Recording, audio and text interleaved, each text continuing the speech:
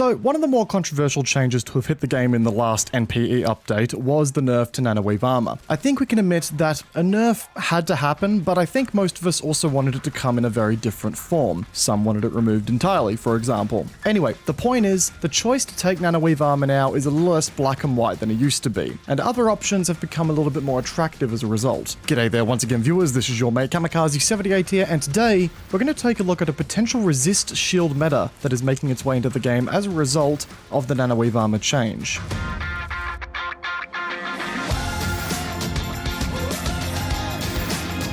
Now, I want to be the first to admit here that I am not a pioneer in this situation by any stretch of the imagination. In fact, I remember back when we were doing our implant tier list about a year ago, where a lot of people were bringing up the resist shield meta and the relevant implants that were critical to its success. So I don't want to come across as the person who has discovered this or anything like that. But in saying that, with the recent changes to how Nanoweave armor behaves, now hitting you with a 10% movement speed nerf, and no longer applying its resistances to heavy overshields like the Adrenaline Shield and the Nanite Mesh Generator, it does create an environment where the resist shield, to my mind, has become a little bit more competitive up against its counterparts on the field, which is why I want to draw some attention to it today. Now, for those who are unaware, Resist Shield provides a 35% resistance to all incoming forms of damage against your person while it's activated. And just to reiterate here, I do mean all forms of damage, not just small arms or direct fire weaponry, explosives also. This damage resistance also, unlike Nanoweave armor, protects you against headshots, which makes you incredibly tanky while this thing is up and running. Now, without implant influence, the Resist Shield, when fully upgraded, can remain active for up to 15 seconds while you're moving before needing to recharge. And like all the other overshields in the game, it reduces your movement speed by 25% while active. And to sort of pave the road for the rest of this video, I think we need to highlight how the effectiveness of the Resist Shield is calculated by comparison to that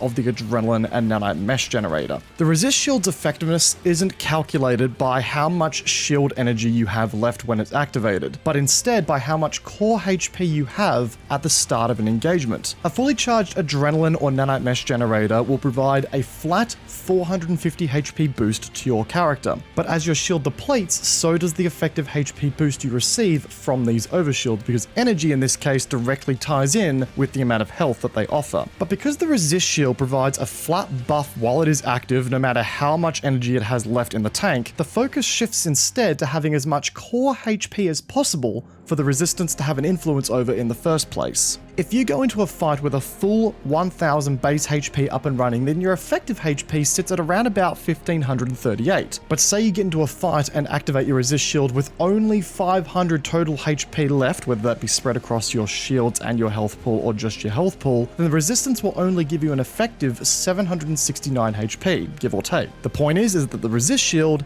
is only as good as what it has to work with. So you need to be good at predicting engagements and having the shield up before you take any unnecessary damage in the first place. So for comparison's sake, if you take into consideration that Nanoweave armor grants you an effective HP of 1250 against body shots, and then you go on to add the 450 HP that the other two shields in the game offer, minus the activation fee that they have on their energy pool as soon as you activate them, then you get an effective HP of 1700 against body shots. And considering you can activate this shield as a reactionary measure and still get the best case use out of it, it sounds like a win-win. And in that situation, it kind of is. If you come across a player who is constantly scoring body shots and they catch you off guard and you can activate your shield and then start returning fire on them, then this build, the Nanoweave armor and Adrenaline / Nanite Mesh Generator build, still gives you the greatest amount of effective HP in the game, especially, as I said before, if headshots and explosives for that matter aren't in the equation. But here's the thing, and just as I alluded to earlier, Nanoweave's buffs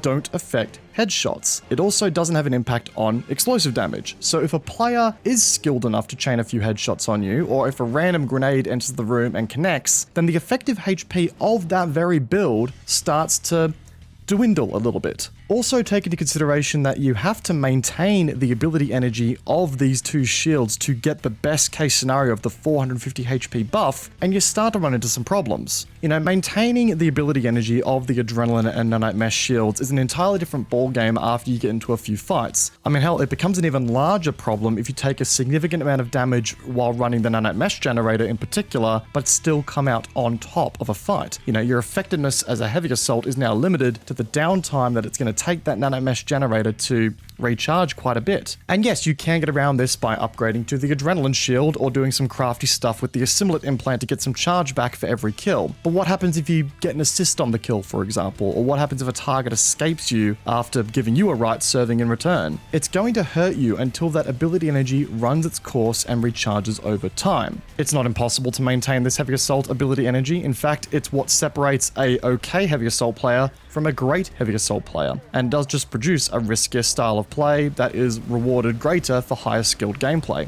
But if we loop back a bit here, your base health and shields that your soldier has by default. Now, they are a lot easier to keep topped up under the right circumstances. You need your health back? Cool, pop a medkit. Shields are down? They take a whole lot less than 20-ish seconds to recharge from empty, especially if you equip the advanced shield capacitor. The point is, guys, is that the ability to keep the resist shield performing at its maximum potential is not tied directly to its ability energy. It instead is tied to things that either recharge a whole lot faster or can be instantly rehealed at your will. I'm not saying it's a one-size-fits-all, but now that Nanoweave armor no longer stacks with the heavy overshields, resist shield has a role in the game that actually makes sense and is worth looking into, especially when you start looking at implant combinations that work well with it. This does come with a challenge though, a hurdle if you will. After being so used to the adrenaline Nanoweave assimilate meta for so long, you'll have to rewire your muscle memory a bit as to when you should and shouldn't be activating your shield. As your shield energy dictates how effective the other two shields will be, it's all about activating them the moment you get into combat to utilize their maximum effectiveness. But with the resist shield, it's all about having it up and running long before the first shot even hits. And that does take some time to get used to. I'm sure you guys have noticed in the gameplay that I have left my activation a bit late at times and could probably have had the resistance active for some damage where I simply had it turned off out of muscle memory, which leads us to a build that takes the resist shield from being pretty run-of-the-mill to downright disgusting at times. As the more observant of you have probably noticed, I am running Nanomesh Specialist and Mobility Mesh throughout this video, which are the two heavy assault exclusive implants in the game. And the reason I'm doing that is I want to improve the uptime of the shield and the flexibility of using it as much as possible. Because this is a shield that you can sort of activate and run passively, if you will, whenever you think danger is imminent, anything you can do to improve its uptime and its speed goes a long way, because you're going to have this thing up a lot of your playtime. Nanomesh Specialist reduces the rate of decay on your overshield by X% while stationary and Y% while moving, which at max rank is 80 and 40% respectively. That sees the resist shield sport a 75-second uptime while stationary or 24-second uptime while moving, which is impressive on its own front, and it means that if you're in a defensive situation where you don't have to move a whole lot, you could simply camp up, activate your shield, have a passive 35% damage resistance to all incoming forms of damage, and simply hold a choke point, even have a medic tethering you to keep you up and running while you take that damage. But in addition to that, when you max out the Nanomesh Specialist implant, it also sports an additional effect. An active heavy shield no longer prevents your personal shield from recharging, which is huge for the resist shield. Prior to this buff, you could improve the shield's effectiveness by scoffing down a medkit and giving it more base HP to work with if you were a little worse for wear. But now with this implant and this buff, you can also leave the shield active should you feel a little bit scared about your surroundings, and still have your shields